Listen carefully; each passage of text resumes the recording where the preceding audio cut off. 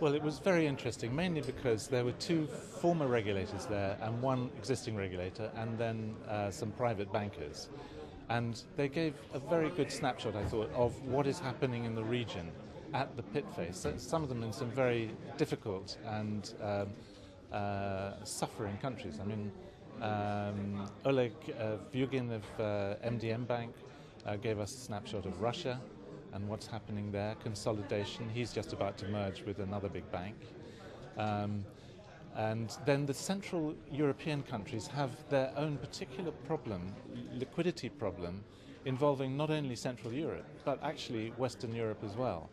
That is that if liquidity is not maintained in Eastern Europe, Western European exporters and the banks there will suffer too. Many of the banks have operations, subsidiaries in these countries of operation.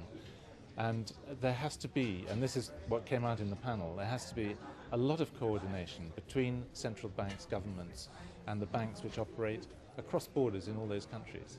There are some positives. I mean, Central and Eastern Europe, on paper, looks as though it is suffering far more than Asian countries or Latin American countries. And that's true in terms of the fall-off in GDP and prospects for growth in the next couple of years.